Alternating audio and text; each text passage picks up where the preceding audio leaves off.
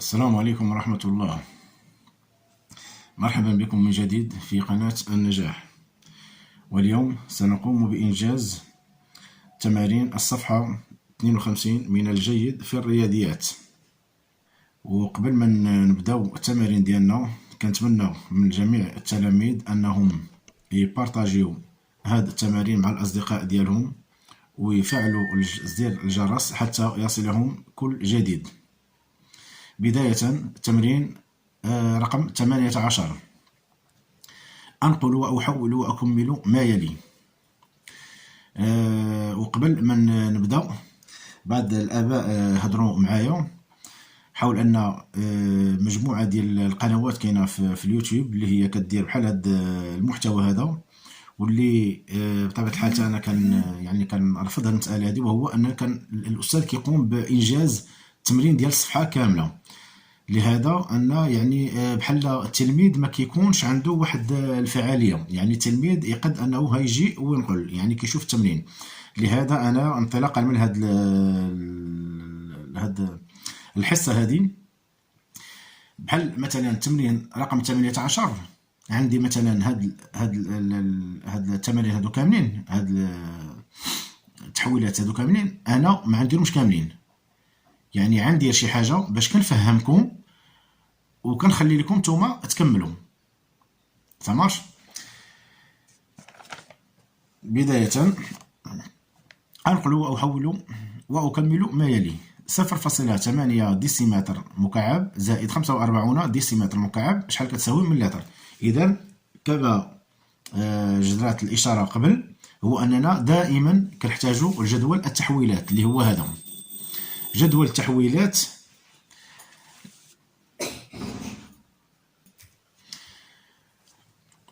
لدينا 0.8 ديسيمتر مكعب. الديسيمتر مكعب الوحدات بطبيعة الحال أو العدد الصحيح هو اللي كيكون في الديسيمتر، هو 0.8، بلا ما نديرو حنا فاصلة، حنا المهم هاهي 45 سنتيمتر مكعب، الوحدة ديالها هي اللي كتكون في الطرف هنايا. إذا 45 سنتيمتر مكعب شحال كيساوي من لتر. إذا غنحولو حنا اللتر. فين هو اللتر؟ اللتر هو هذا.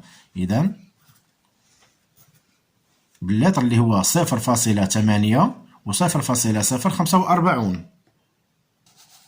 إذا عملية زائد، وديما نشوفو واش زائد ولا ناقص. إذا 0 زائد 5 5 4 8 0. إذا 0.845. إذا 0.845. العملية الثانية: 20 لتر زائد 0.3 متر مكعب 20 لتر. اللتر اللي هو هذا 20.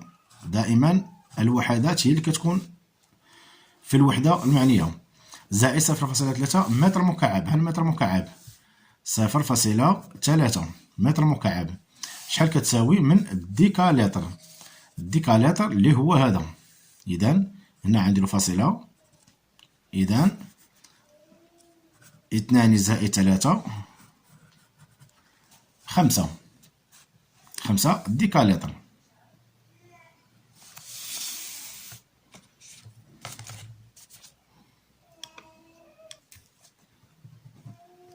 ديكالتر. إذا هاد العملية تا هي بحالهم. هاد العملية نديرو ناقص، نديرو هادي نديروها ماشي مشكل. 12 ديسيمتر مكعب. 12 ديسيمتر مكعب ها هو، زائد أو لا ناقص 2000 مليلتر. فين هو المليلتر؟ المليلتر هو هذا. إذا الوحدة ديالو اللي هي غتكون في المليلتر. 2000 مليلتر شحال كيساوي من لتر؟ فين هو اللتر؟ اللتر اللي هو هذا. غنديرو الفاصلة هنا، نديرو فاصلة هنايا. إذا 2 زائد 2 4، 1 زائد لا شيء 1. بطبيعة الحال عندنا الفاصلة هنا. إذا 14 لتر. عفوا، أنا المسألة اللي شرت لها في الأول هاني طحت فيها، الخطأ اللي نقدروا نطيحوا فيه، وهو أنا درت عملية الجمع، وهماش طالبين ليا عملية الطرح، إذا ناقص خصنا نشيرو لها مزيان. إذا 2 ناقص 2 صفر، 1 ناقص لا شيء 1، إذا 10 لتر، 10 لتر. ودائما ردوا البال من الناقص. الآن هادو كاملين عندنا كسور، إذا غنديرو حنا ها وحدة فيهم، والآخرين عاد تحاولوا أنكم نتوما ديروهم. ناخدو 1/4 متر مكعب، حاش كتساوي من ديسيمتر مكعب. إذا هاد العدد الكسري خصنا نقلبوه، يعني سواء العدد صحيح أو عشري. إذا غنديرو القسمة الإقليدية.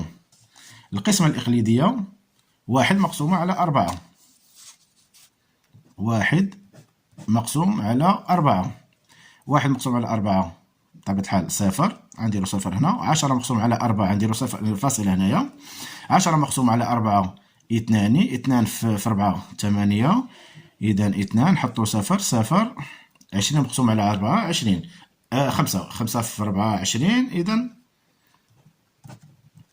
إذا 0.25. 0.25 اش؟ متر مكعب. ها المتر مكعب 0.25 شحال كيساوي من الديسيمتر؟ فين هو الديسيمتر؟ الديسيمتر اللي هو هذا. إذا 250. 1/4 متر مكعب شحال كيساوي من الديسيمتر مكعب؟ شحال قلنا؟ 250.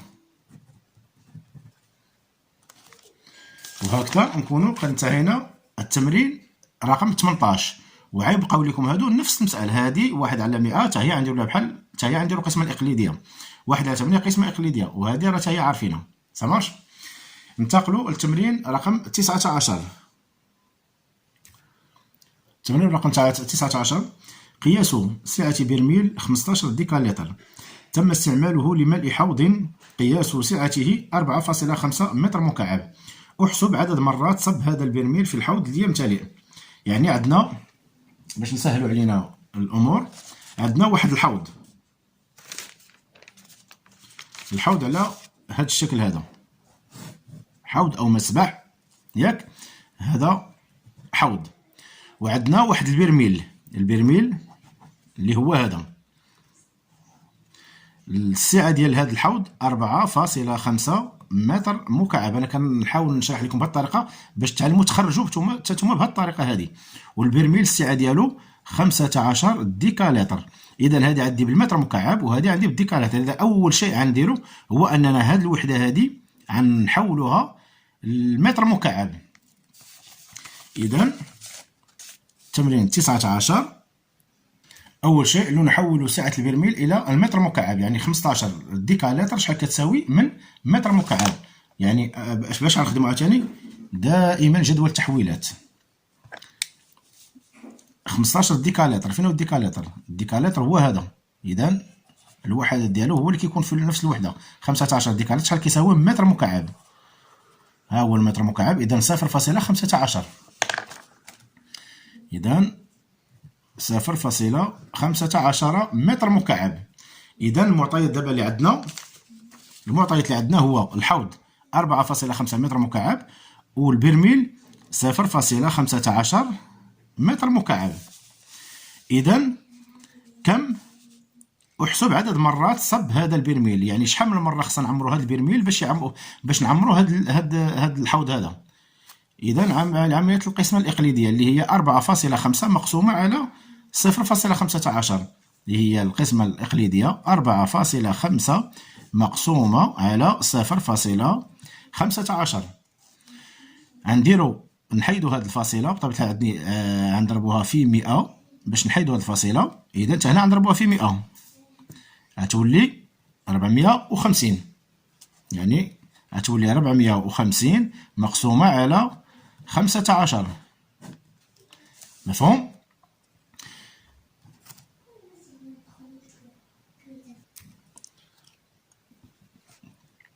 عندنا 450 مقسومة على 15 أو 45 مقسومة على 15.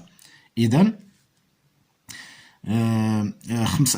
جوج في 15 هي 30 و3 في 15 هي 45. إذا 3 في 5 15، احتفظوا بواحد. 3 في 1 3 و1 4.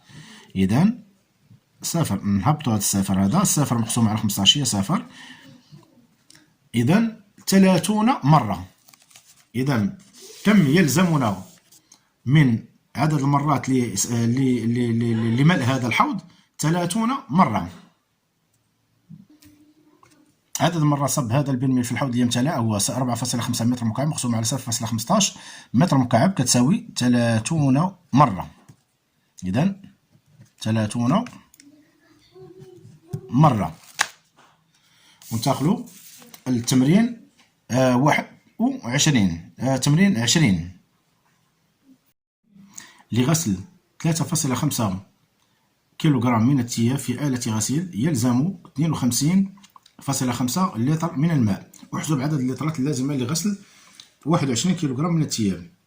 هذه بطبيعة الحال هذه ما عندهاش علاقة بالتحويلات. بطبيعة الحال ما كنشوفوا حنايا عندنا دابا هنا الكيلوغرام وهنايا اللتر، سكيلفي بأن يعني ما عندناش علاقة بأن نقلبوا على نفس الوحدة ولا شي حاجة. هذه بشكل مباشر علاقة ثلاثية. المعطيات فاش كنكتبوهم عاد باش كتبان لنا اشنو خاصنا نديرو.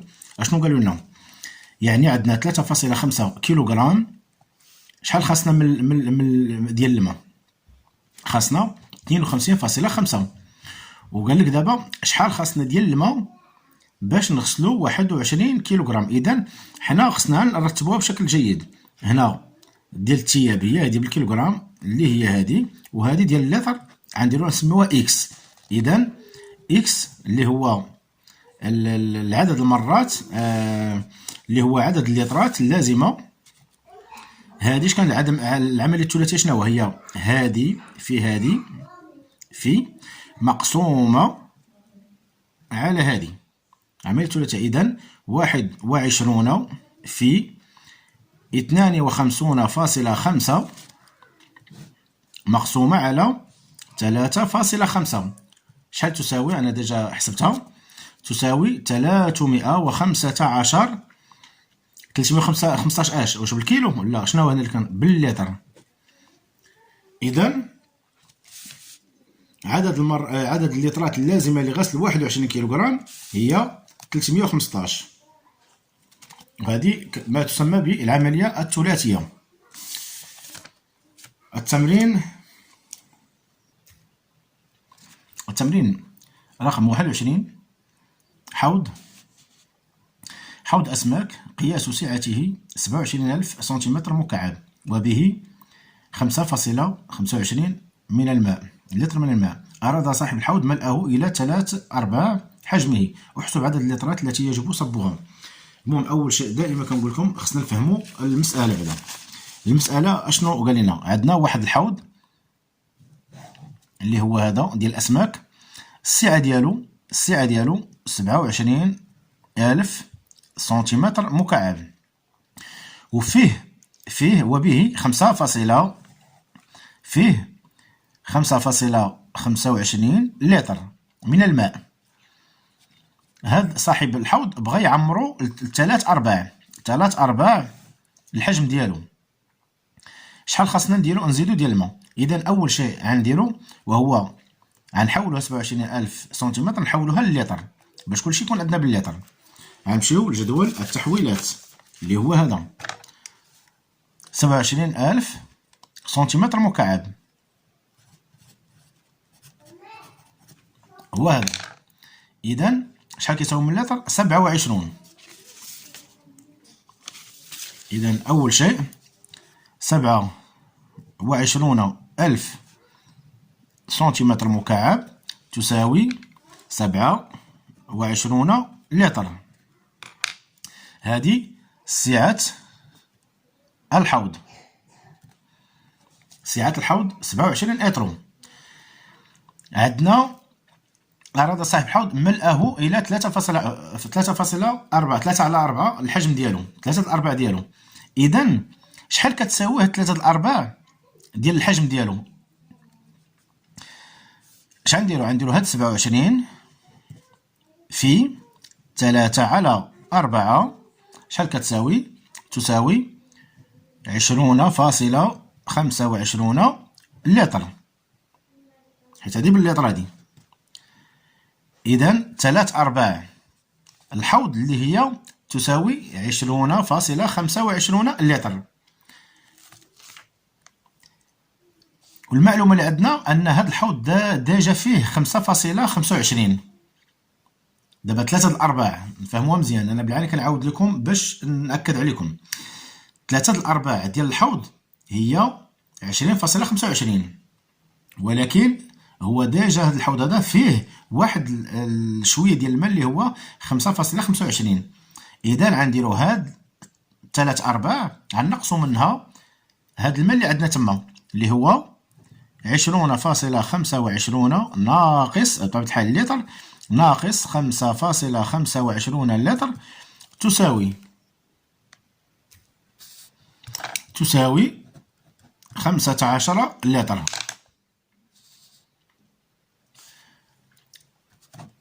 كنتمنى ان الجواب يكون يعني مفهوم. السعه ديال الحوض 27000 غنحولوها للتر اللي هي 27 لتر. 3/4 ديال الحوض اللي هي 27 غنضربوها في 3/4 اللي هي 20.5. كون ما كانش الحوض فيه شي حاجه يعني غندير العمليه تسالي هنا، ولكن هو ديجا قالوا لنا بان الحوض فيه 5.25. اذا هاد 20.25 اللي هي 3/4 غنقصوا منها هاد الشيء هذا باش تعطينا الماء اللي خصنا نزيدو اللي هو 15 لترا. ننتقلوا للتمرين 22. اشترت سيدة سائل جافيل مركزا ومعلبا في وعاء قياس سعته 2.5 لتر ومكتوب عليه كيفية الاستعمال ليصبح صالحا للاستعمال المنزلي. نضيف لكل 1/4 لتر يعني 4 لتر من هذا السائل 5 لترات من الماء. السؤال هو: احسب عدد لترات ماء جافيل التي ستحصل عليها هذه السيدة باستعمالها محتوى الوعاء. إذن دائما المعطيات. شرات جافيل السعة ديالو يعني السعة ديالو 2.5 لتر، هذا جافيل. ولا بغينا يولي نستعملوه في الدار خاصنا كل 4 لتر غنديروه يعني كل 1/4 خصنا نخلطوه مع 5 لتر ديال الماء. اذا دابا هاد السيده هادي شحال عندها من الاترو ديال الجافيل دابا اللي حصلت عليه. اذا التمرين هذا عندنا جوج طرق اللي حفظتوها فيهم راه مزيانه، والطريقه اللي هي سهله وهي الطريقه العمليه الثلاثيه.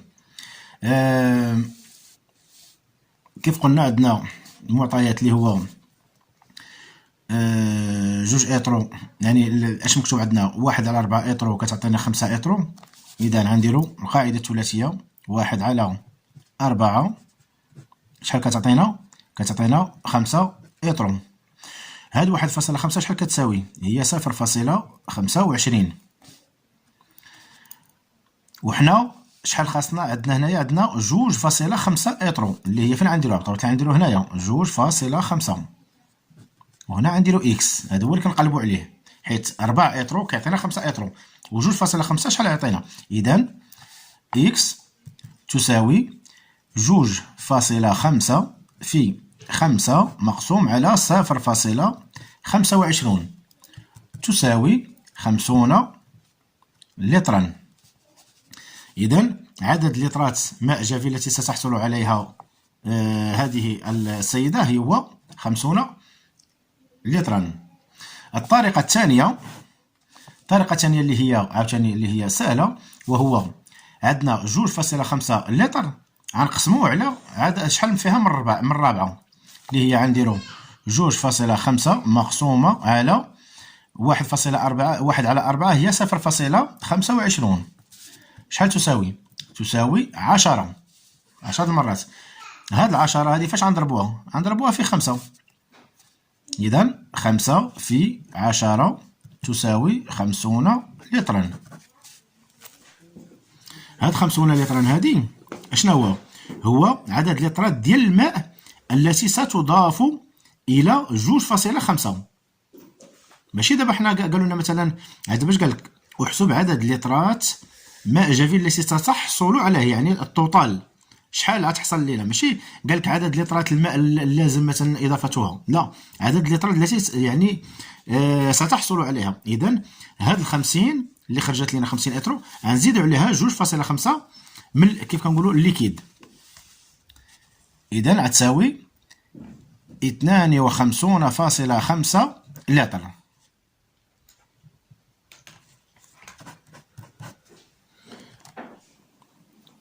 تمرين 24. هل يكفي سطل صباغة قياس سعته 10 إتر لصباغة جدران غرفة مساحتها 39 متر مكعب مربع مرتين، علما أن 1 لتر يسمح بصباغة 7 متر مربع في المرة الأولى و12 متر مربع في المرة الثانية. إذا عندنا هنا عدد اللترات يعني على مرحلتين. المرحلة الأولى مهم عدد اللترات اللازمة لصباغة الغرفة هي عندنا بالنسبة للبخوميير كا 39، يعني مساحة ديال الجدران مقسومة على 7. شحال 1 إترو شحال يعطينا؟ يعطينا 7 متر مربع. شحال كتساوي هنايا؟ كتساوي 5.57 لتر. هذه بالنسبة للمرحلة الأولى. المرحلة 1. المرحلة 2 39 متر مربع. شحال كتعطينا 1 لتر وشحال كتعطينا 12 متر مربع. غنقسموها على 12. شحال كتساوي لينا؟ انا ديجا خرجتها 3.25 لتر. اذا المجموع 5.57 زائد 3.25 شحال كتساوي؟ تساوي 8.82 لترا. وحنايا اش قالوا لينا؟ هل سيكفي سطل الصباغة قياس سعته 10 إترو؟ إذا 10 إترو أكبر من 8.82. حنا غنحتاجوها 8. إذا هاد 10 إترو، هاد السطل من لقياس السعة ديالو 10 إترو سيكفي. إذا هذا السطل دو السعة 10 إترو سيكفي لصباغة جدران مساحتها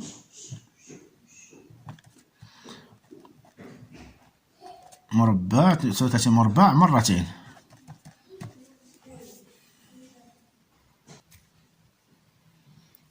L'exercice 26. Je range les volumes suivants dans l'ordre croissant. نرتبوهم بشكل تزايدي. D'après l'exercice, la plupart des volumes en centimètres cubes. On a 6600, 6050, 605, 65. Donc, on va transformer le V5 et V1 en centimètres cubes. V5 0,65 décimètres cubes en centimètres. Donc 650 centimètres cubes. Et 0,6 décimètres cubes, 0,6 égale à 600 centimètres cubes.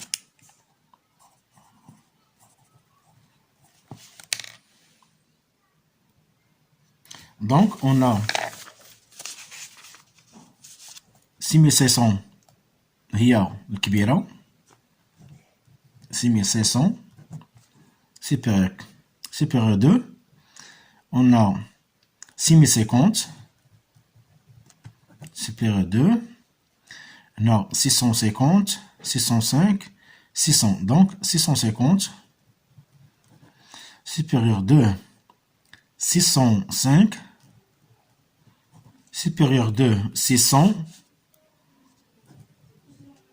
supérieur 2, 65.